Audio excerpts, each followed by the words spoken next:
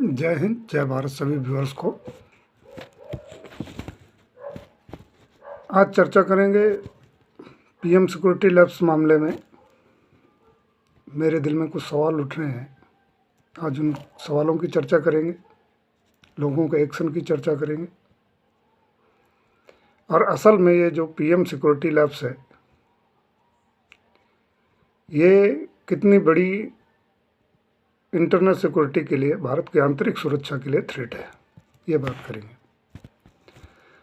तो सबसे पहले तो बात करते हैं उस वीडियो की जो 1 साल पहले 1 सितंबर 2020 को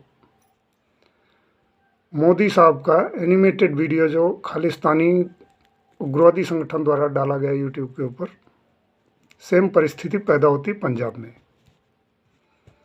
क्या ये केवल एक संयोग हो सकता है? सेम परिस्थितियां कैसे उत्पन्न हो सकती हैं? दूसरा एक प्रमुख पॉइंट यह है कि डीजीपी का जो अपॉइंटमेंट होता है, उसके लिए लिस्ट जारी करती है यूपीएससी। यूपीएससी द्वारा जारी की गई लिस्ट में 2 नाम दिए गए। उन दोनों नामों को दरकिनार करके सिद्धू के द्वारा चलाए गए एजेंडे के परिणाम स्वरूप चट्टोपाध्याय जी को डीजीपी लगाया गया पंजाब पुलिस का। पंजाब पुलिस एक एबल पुलिस है जिसने पंजाब से एक बार उग्रवाद को ख़त्म करने का श्रेय प्राप्त किया हुआ है। किंतु अभी जो कार्रवाई पुलिस द्वारा की गई, उससे सारी पुलिस के ऊपर सवाल खड़े होते हैं। अच्छा, ये राहुल गांधी से, तथाकथित राहुल गांधी से आदेश लेकर के बाई फोर्स एजेंडा चलाकर सिद्धू द्वारा बाई फोर्स डीजीपी साहब की पोस्टिंग करेगी। अच्छा, अभी बात करते हैं जो एसएल रिपोर्ट होती है, उसकी मीटिंग, सारे लेटर्स डिस्ट्रीब्यूट किए गए। उन लेटर्स के अंदर जो बातों का जिक्र है, उनके अंदर वीआईपी द्वारा गाड़ी से भी जाने की सूचना शामिल है, रूट रिहर्सल का निर्देश भी है, और ब्रिज के साइड में कोई भी पार्किंग नहीं की जाएगी, ऐसा भी स्पष्ट उल्लेख है। सभी ऑफिशियल लेटर्स देखने पर यह सारी रिपोर्टों का जिक्र है जिनका पालन नहीं किया गया। इन सब दिशा निर्देशों के बावजूद भी वहाँ ब्रिज के ऊपर बसें तक खड़ी थीं, पुलिस ने कोई एक्शन नहीं लिया। उसके बाद में बात करते हैं कि पुलिस ने 3 रूट की रेकी की और डीजीपी ने क्लियरेंस दिया। तो होम मिनिस्ट्री ने डीजीपी समेत 13 पुलिस अफसरों को दिल्ली तलब किया, उनके ऊपर तो एक्शन हो गया। यहाँ पर एक सवाल उठता है कि रूट की जानकारी, भटिंडा से लेकर के उस ब्रिज तक पहुँचने में जितना समय लगा, उतने ही समय में इस बात की जानकारी संबंधित ऑफिशियल से होकर के कैसे पहुंच गई जो इस पूरे प्रकरण के आयोजक थे उनके पास तक, और कितनी जल्दी वो लोग इकट्ठे हो गए। तो इससे साफ जाहिर होता है कि इसमें ऑफिशियल्स की मिली भगत है। अभी बात करते हैं जो वीडियोज़ आए पुलिस स्टाफ के, उनकी हरकत से कहीं भी नहीं लग रहा था कि वो पीएम की सिक्योरिटी को लेकर गंभीर हैं। तो और साथ ही पन्नू आतंकवादी का वीडियो भी है जिसमें पुलिस का आह्वान किया गया है, ये भी सबूत ही है। अब देखो इस मामले में हो क्या रहा है। अभी इस मामले में हो रही है राजनीति, मामले को हल्के में उड़ाने की कोशिश की जा रही है। जो लोग कल्प्रिट की श्रेणी में आते हैं इस मामले में, वही लोग जांच करने की बात करते हैं, एक्शन करने की बात करते हैं, सार्वजनिक प्रेस मीटिंग करते हैं, बात को हंसी मजाक में उड़ाने की कोशिश करते हैं। ये देश की प्रधानमंत्री की सुरक्षा का मामला है, पूरे भारत देश की संप्रभुता और आंतरिक सुरक्षा का मामला है, एक प्रदेश की आंतरिक सुरक्षा का मामला है। इस बात को जिस तरह से सीएम चन्नी साहब के वीडियो देखें या अन्य के वीडियो देखें, सभी लोग इस बात को रफा दफा करने की कोशिश कर रहे हैं, चुटकुले के रूप में ले रहे हैं। जब एक देश की सुरक्षा से जुड़े मामलों के बारे में ये उचित नहीं है। उसके बाद में बात करते हैं कि इनके ऊपर तो एक्शन हो गया पुलिस वालों के ऊपर, लेकिन जो इसके मेन सूत्रधार के रूप में देखे जाने चाहिए सीएस और सीएम चन्नी साहब, जो इतनी मजाकबाजी के साथ में इस पूरे मामले को हैंडल कर रहे हैं, पीएम की सुरक्षा को, देश की आंतरिक सुरक्षा के मामले को हैंडल कर रहे हैं। इन्हें क्या अधिकार रह जाता है कि इस संवैधानिक पद पर बैठे रहें? प्रेस रिलीज करके चन्नी साहब बयान देते हैं कि मैं प्रियंका गांधी को इन्फॉर्म कर, ये वो क्या क्या है वो सब कुछ आप लोगों को मालूम ही है, सोशल मीडिया का ज़माना है पूरा। तो सीएम चन्नी साहब को एक्शन क्या करना चाहिए? राज्यपाल को या तो ब्रीफिंग देनी चाहिए या फिर होम मिनिस्ट्री को इन्फॉर्म करना चाहिए। लेकिन वो किसको इन्फॉर्मेशन दे रहे हैं? प्रियंका गांधी जी को दे रहे हैं। अभी ये प्रियंका गांधी किस पद पर है, किस हैसियत से? संवैधानिक पद है सीएम का पद। सीएम के पद पर बैठ करके किस अथॉरिटी से और किस कानून के हिसाब से दे रहे हैं ब्रीफिंग? इस बारे की जानकारी दे रहे हैं, आंतरिक सुरक्षा मामले की, पीएम सुरक्षा मामले की जानकारी दे रहे हैं। तो क्या सीएम चन्नी साहब के ऊपर एक्शन नहीं होना चाहिए? इनके ऊपर भी एक्शन होना चाहिए। संवैधानिक मर्यादाओं को भूल रहे हैं एक सीएम की कुर्सी पर बैठकर।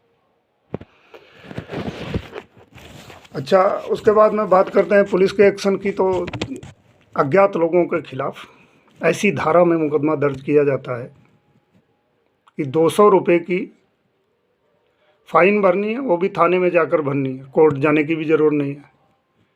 क्या ये माजरा क्या है?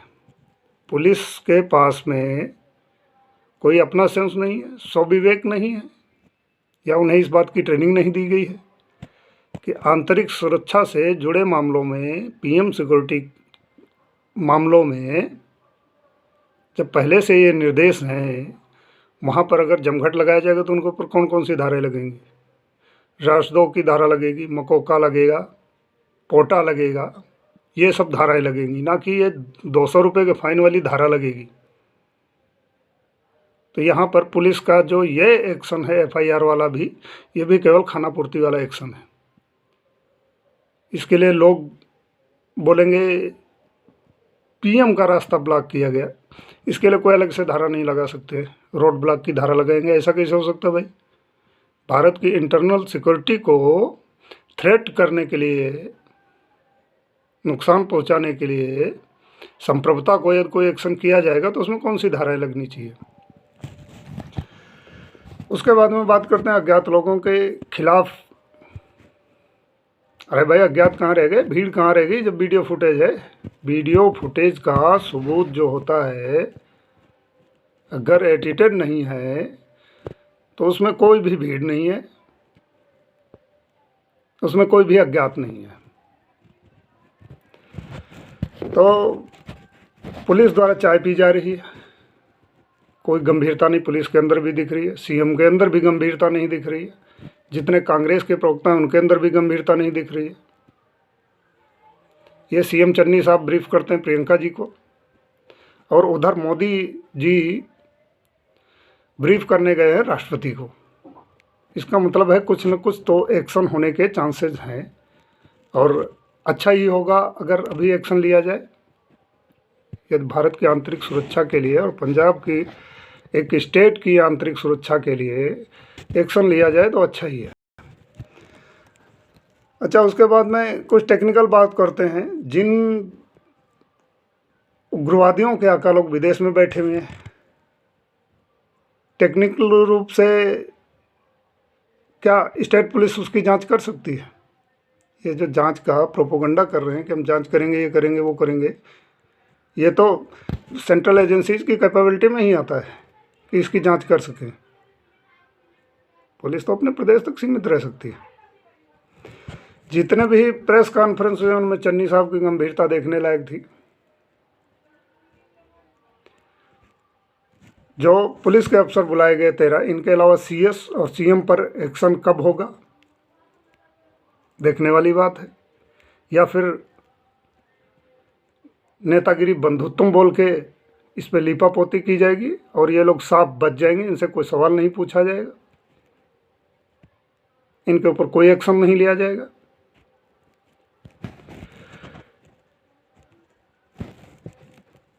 संवैधानिक रूप से मर्यादा का उल्लंघन करने पर भी इनके ऊपर कोई एक्शन नहीं लिया जाएगा या लिया जाएगा।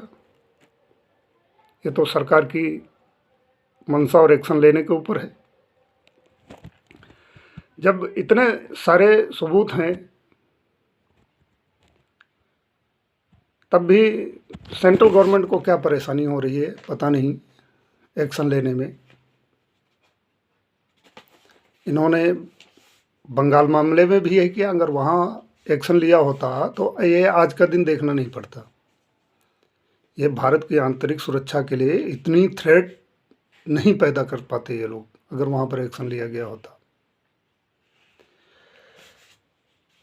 इस मामले को एक व्यक्ति मोदी का मामला कैसे माना जा सकता है? वो संवैधानिक पद पर बैठे हुए पूरे भारत के प्रधानमंत्री हैं।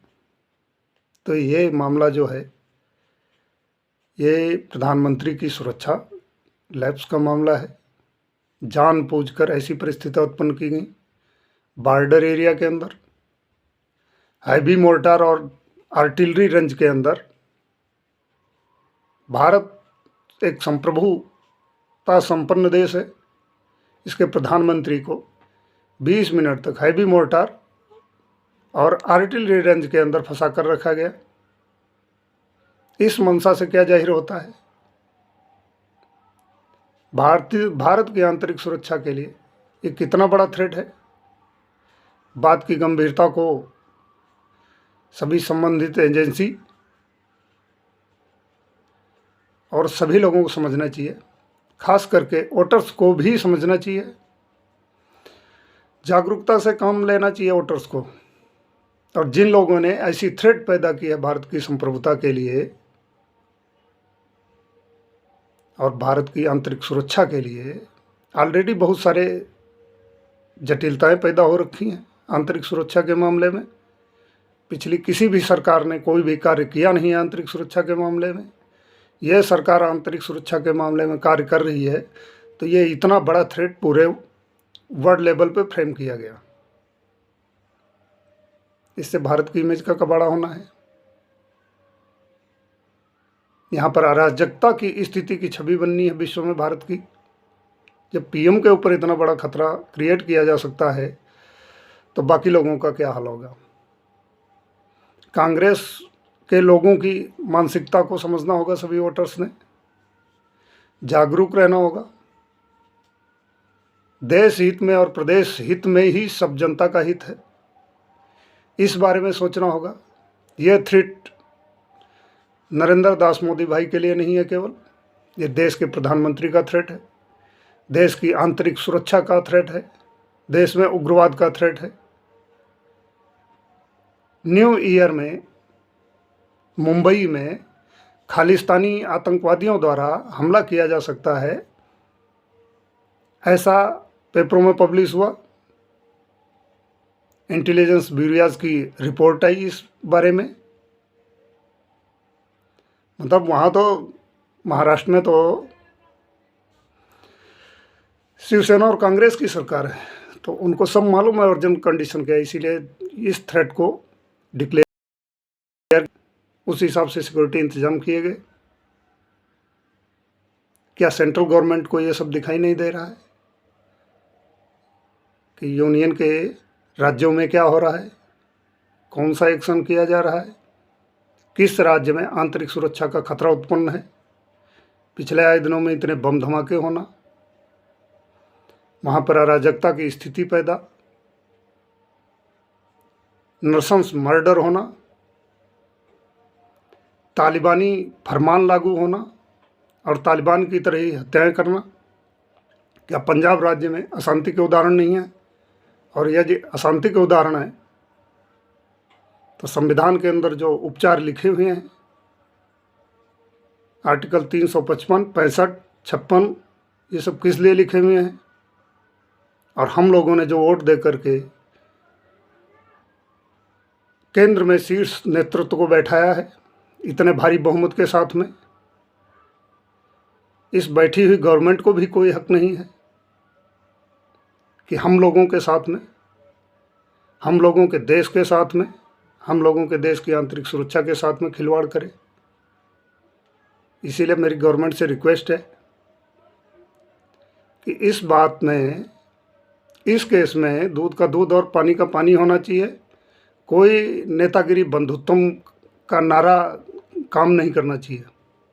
जो संबंधित नेतागण हैं उनके ऊपर भी कार्रवाई होनी चाहिए, क्योंकि ये संपूर्ण भारत की सुरक्षा के लिए, संप्रभुता के लिए खतरा माना जाना चाहिए। बाकी क्या होता है, हिंदुस्तान में तो भगवान पैदा होते हैं, ये चमत्कारों का देश है। अभी देखते हैं इस मामले में क्या क्या चमत्कार होते हैं। कितने कांग्रेसियों का चमत्कार तो देख लिया, इनका एजेंडा देख लिया, इनकी मिली भगत देख ली कहाँ तक है। अभी इस गवर्नमेंट का भी चमत्कार देखते हैं, सेंट्रल गवर्नमेंट का, जिसको हम लोगों ने इतने भारी बहुमत से बनाया है कि ये क्या क्या एक्शन लेते हैं। या ये आंतरिक सुरक्षा का मामला, इतना गंभीर मामला, देश के प्रधानमंत्री की जान को 20 मिनट तक दुश्मन देश की आर्टिलरी और हैवी मोर्टार रेंज में फंसा कर रखना, ये मजाक का मामला ही बनकर रह जाएगा। इसके ऊपर कोई एक्शन होगा, ठोस कार्रवाई होगी। ये समय के साथ में और जांच के साथ में ही साफ होगा। सभी व्यूअर से रिक्वेस्ट है कि स्टेट के अंदर ऐसी सरकारों को लाएं जो विकास करें, गुंडागर्दी, ड्रग ट्रैफिकिंग आदि को कम कर सके। ये कांग्रेस जैसी सरकार होने से क्या फ़ायदा है जो पीएम सिक्योरिटी मामले को, भारत के इंटरनल सिक्योरिटी मामले को इतने हल्के में ले रहा है। स्वविवेक का यूज करें, प्रदेश हित और देश हित की सरकारों को चुनें। जय हिंद, जय भारत।